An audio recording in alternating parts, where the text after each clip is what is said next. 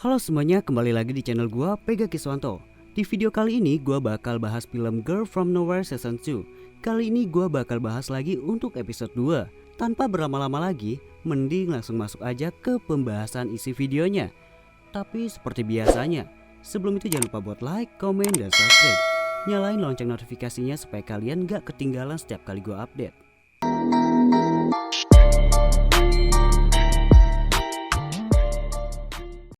Scene diawali dengan seorang gadis yang sedang melemparkan sebuah surat ke tembok sebelah, yang dimana di sebelah itu ada seorang pemuda. Sepertinya mereka pacaran kali ya.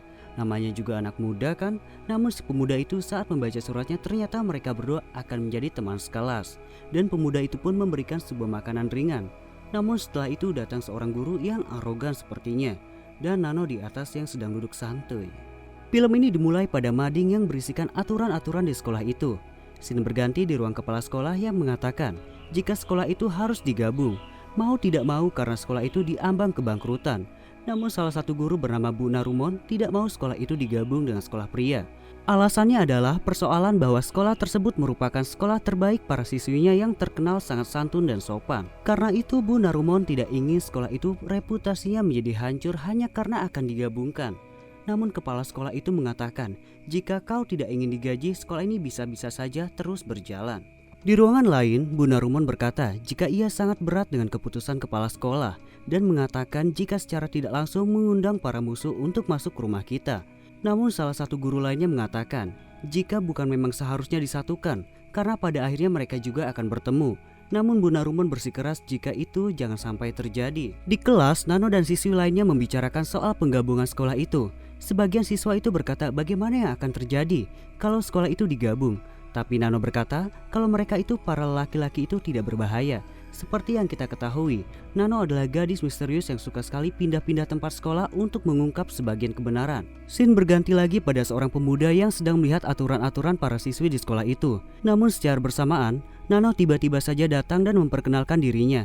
Dan pemuda itu menjawab kalau dirinya bernama Punkan, Pop, Men, dan Yong. Nano juga memperkenalkan Mai, Ploy, dan Kau.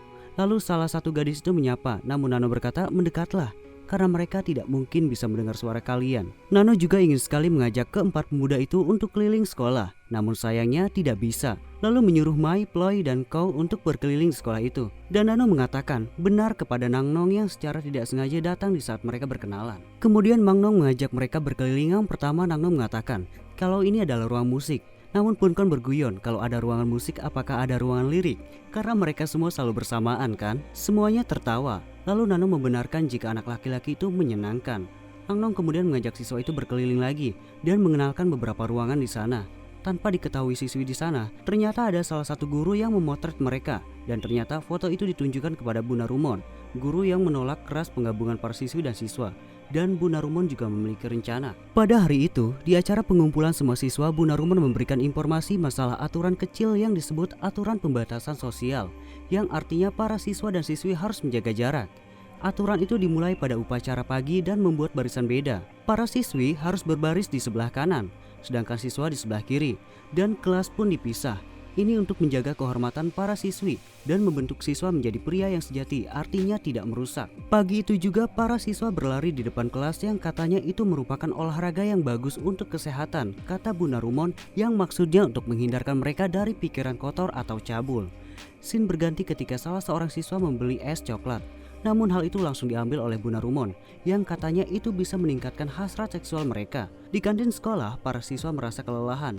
Dan salah satu siswi mengatakan jika itu sangat berlebihan dan mereka pun sangat kasihan melihatnya. Kemudian tiba-tiba saja Nano menerima pesan dari Pop jika dia sangat kelelahan dan mereka bertanya kepada Nano apakah Nano memiliki ID-nya. Nano menjawab kalau itu biasa dan menawarkan mereka para siswi untuk masuk ke obrolan grup itu dan mereka pun mau dimasukkan ke grup tersebut. Namun tiba-tiba saja HP Nano diambil oleh guru dan guru berkata kalau sedang makan jangan sesekali menggunakan HP. Namun guru tersebut terkejut melihat isi obrolan di sana. Nano pun dibawa ke ruangan Bu Narumon. Saat Bu Narumon melihat isi obrolan itu, dia membaca kata sayang. Namun ketika Nano bilang kalau ibu kurang lengkap membacanya dan malah pesan itu berubah menjadi kata terima kasih. Namun Bu Narumon makin terkejut ketika ada kata pesan yang berisikan meminta susu. Padahal itu adalah minta susu kotak. Lalu Bu Narumon membayangkannya.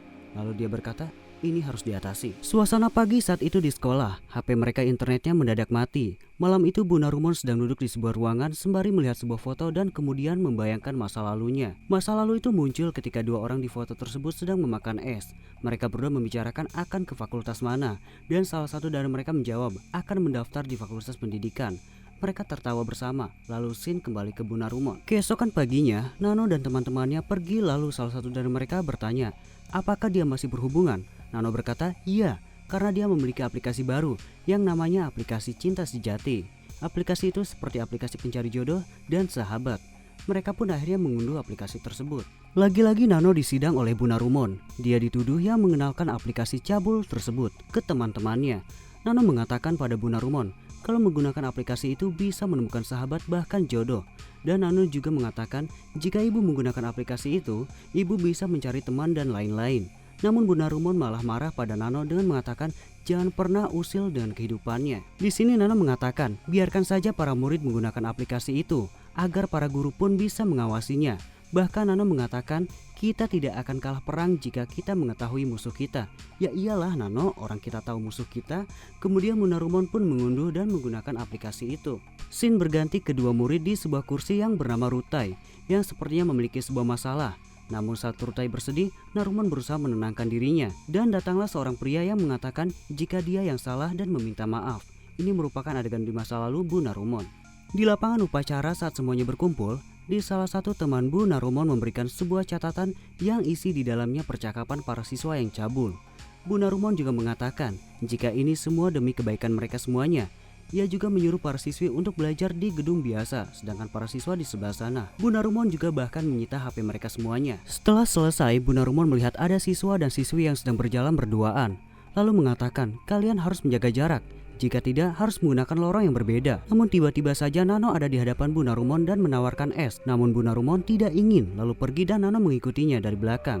Bu Narumon bertanya, mengapa mengikutiku? Dan Nano bertanya, apakah rencana pengintaian berhasil? Namun Nano terus saja mengikuti Bu Narumon. Dan tiba-tiba saja Nano mendengar suara dari salah satu ruangan di kelasnya.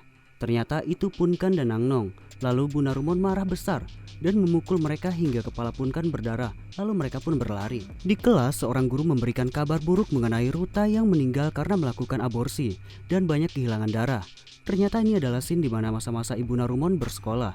Mungkin ini yang membuat Ibu Narumon trauma. Akan digabungkannya siswa dan siswi di satu ruangan. Shin berpindah ke ruangan kepala sekolah di mana Ibu Narumon mengatakan jika dirinya hanya ingin melindungi para muridnya karena dia menganggap mereka tidak akan pernah tahu apa yang akan terjadi nantinya. Namun kepala sekolah menjelaskan jika yang terjadi antara Punkan dan Nangnong perkaranya hanya karena terjatuhnya penghapus di lantai dan Nangnong mencoba mengambilnya. Namun Bu Narumon tidak percaya itu. Namun Pak Kepala Sekolah mengatakan jika yang dia tahu Punkan memiliki 10 jahitan di kepalanya yang mungkin saja nantinya orang tuanya bisa menuntut. Dan Pak Kepala Sekolah mengatakan dengan sangat terpaksa dia memecat Ibu Narumon dan dia mengatakan akan membereskan semuanya, yaitu masalah yang Ibu Narumon buat. Setelah pergian Bu Narumon, sekolah pun menjadi normal kembali, di mana para siswa dan siswi bisa menyatu. Di suatu malam, Ibu Narumon melamun, memikirkan sesuatu sembari menatapi sebuah foto. Keesokan paginya, Bapak sekolah mengumumkan jika Ibu Narumon akan berpamitan dari sekolah itu. Ibu Narumon mengatakan, tetaplah jaga kesucian serta kesopanan di sekolah itu. Dan ia juga mengatakan tetap jaga jarak antara siswa dan siswi di sana. Nano mengeluarkan HP-nya dan membuka aplikasi Cinta Sejati itu. Lalu mereka semua saling mendekati pasangannya. Dan Bu Narumon dikacangin saat dia berbicara di depan mereka. Namun Bu Narumon mengatakan jika mereka akan menemukan kebahagiaan mereka sendiri. Saat Bu Narumon membuka HP-nya, ia menemukan cinta sejatinya, yaitu salah satu guru di situ juga. Salah satu guru wanita itu mengatakan semua isi hatinya jika dirinya nyaman dan menyukai Ibu Narumon. Kemudian datang bayangan sahabatnya dahulu bernama Rutai dengan mengatakan jika cinta itu tidak salah, namun manusianya yang salah. Lalu mereka pun berciuman, kemudian perlahan Nano pergi. Pesan yang bisa kita dapatkan di episode 2 ini yaitu cinta tidak pernah salah, namun manusialah yang membuat semuanya menjadi salah. Bagaimana menurut kalian? Apa komentar kalian? Tulis di kolom komentar di bawah ini. Jangan lupa buat like, komen, dan subscribe supaya gua bisa update terus.